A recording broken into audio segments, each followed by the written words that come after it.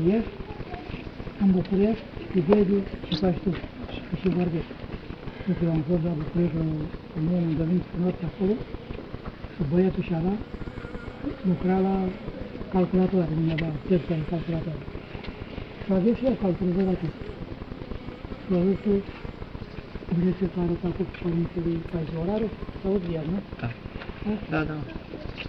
Și numai de pe aici, de pe acolo, cum mai